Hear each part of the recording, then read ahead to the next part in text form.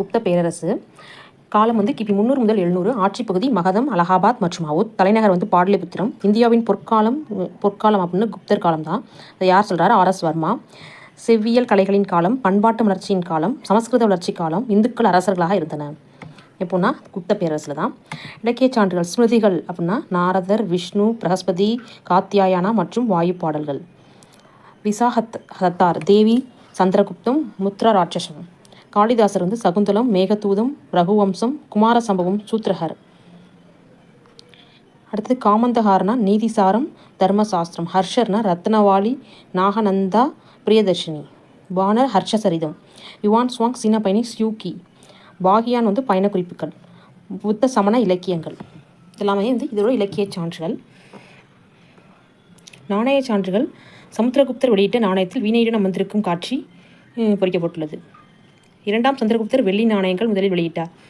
1ஆம் குமாரகுப்தர் பல நாணயங்களை வெளியிட்டார். தங்கம், வெள்ளி மற்றும் செப்பு நாணயங்களை வெளியிட்டார். கல்வெட்டு சான்றுகள்.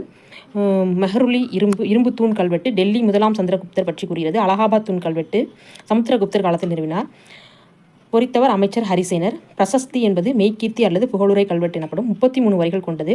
சமஸ்கிருதத்தின் நாகரி வரி வடிவில் பொறிக்கப்பட்டுள்ளது. உதயகிரி குகை கல்வெட்டு, மதுரா கல்வெட்டு, செஞ்சிப்பாறை கல்வெட்டு 2ஆம் சந்திரகுப்தர் காலத்தவை. பிடாரி ஒற்றைத்தூண் கல்வெட்டு சகந்த் குப்தர் பற்றி கூறுகிறது. குப்த ஆண்டு 165 என்று தேதி குறிப்பிடப்பட்டுள்ள புத்த குப்தரின் ஈரன் கல்வெட்டு காளி நதி மற்றும் நர்மதை நதி இடைப்பட்ட நிலத்தை ஆட்சி செய்த லோகபாலா என்று மகாராஜா சுரஸ்மித்ரா பற்றி கூறுகிறது. கத்வா பாறை கல்வெட்டு இதெல்லாம் இலக்கிய கல்வெட்டு சான்றுகள். செப்புப்பட்டயம் பார்த்தோம்னா மதுபான் செப்புப்பட்டயம், சோனபட் செப்புப்பட்டயம், நலந்தா களிமண் முத்திரை பொறிப்பு, பஹார்பூர் செப்பேடு. குப்த அரசர்கள் யாரார்னா ஸ்ரீகுப்தர், கடோத்கச்சர், 1ஆம் சந்திரகுப்தர், சமுத்திரகுப்தர், அடுத்து 2ஆம் சந்திரகுப்தர், குமாரகுப்தர், புருகுப்தர், புத்தகுப்தர், பாலதித்யர், விஷ்ணுகுப்தர். கடைசி அங்கீகரிக்கப்பட்ட அரசர் தான் விஷ்ணுகுப்தர்.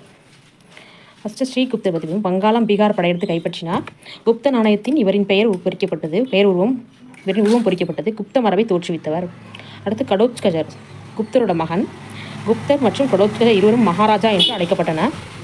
1ஆம் சந்திரகுப்தர் கிபி 319 முதல் 335. கடோத்கச்சர் மகன் தான் யார்? சந்திரகுப்தர், 1ஆம் சந்திரகுப்தர். கிபி 320 குப்த யுகம் என்ற கால கணக்கிடும் முறையை தொடங்கினார். மெக்ருலி இரும்பு தூண் கல்வெட்டு போர் வெற்றி பெற்று கூறுகிறது. மெக்ருலி இரும்பு தூண் கல்வெட்டு போர் வெற்றி பெற்று கூறுகிறது. லிச்சாவி கங்கை சமவெளியில் தாராய் பகுதி அரச குடும்பத்தின் குமாரதேவியை மனம் செய்து கொண்டார். லிச்சாவி பழமையான கனச்சங்கம். கங்கை நேபாளம் இடைப்பட்ட பகுதி. தங்க நாணயத்தின் 1ஆம் சந்திரகுப்தர் மற்றும் குமாரதேவியின் படம் பொறிக்கப்பட்டது. லிச்சாவய என்ற வார்த்தை நாணயங்களில் பொறிக்கப்பட்டது. சிறப்பு பெயர் மகாராஜாதி ராஜா, அதிராஜா, அரசர்களுக்கு அரசன். அடுத்தது சமுத்திரகுப்தர் காலம் 335 375. குப்த மரபிலே மிக சிறந்த அரசர் யாருன்னா சமுத்திரகுப்தர். அசோகர் தூண் கல்வெட்டு இவர் பற்றி கூறுகிறது. சிறப்பு பெயர் கவிராஜா. பாடல்கள் மற்றும் திறமையால் 100 போர்க்களங்களின் கதாநாயகர். இந்திய நெப்போலியன், புருஷா அனைவருக்கும் மேலானவர். அலகாபாத் கல்வெட்டு பிரயாக் கல்வெட்டு பகுதியை கைப்பற்றதாக பொறிக்கப்பட்டுள்ளது. பொறித்தவர் அமைச்சர் ஹர்ஷவர்தன். அடுத்து படையெடுப்பு பார்த்தோம்னா கங்கை சமவெளி வட இந்திய படையெடுப்பு. ராஜஸ்தான் பகுதியின் 9 அரசர்களை தோற்கடித்தார். நாகர்களுடன் அதிக போர் அச்சுதர் மற்றும் நாகபான். தென்னிந்திய படையெடுப்பு தட்சிண பாதா 12 அரசர்களை வென்றார். காஞ்சிபுரம் விஷ்ணு கோபர் பல்லவ அரசர் வென்றார் என அலகாபாத் கல்வெட்டு கூறுகிறது. இலங்கை அரசு சாகர் அரசு தெய்வபுத்திர சாகானு சாஹி குஷான பட்டம் ஆகியோரை கப்பம் கட்ட வைத்தார்.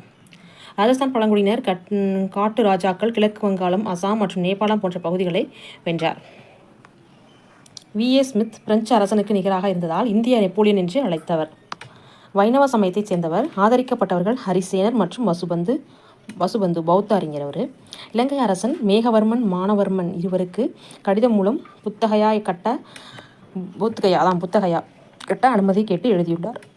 அனைத்து சமயங்களையும் ஆதரித்தார். 8 வகை நாணயம் வெளியிட்டார். வீணையுடன் அமர்ந்துள்ள உருவம் இவரின் நாணயத்தில் பொறிக்கப்பட்டுள்ளது. அஸ்வமேத யாகம் செய்தார்.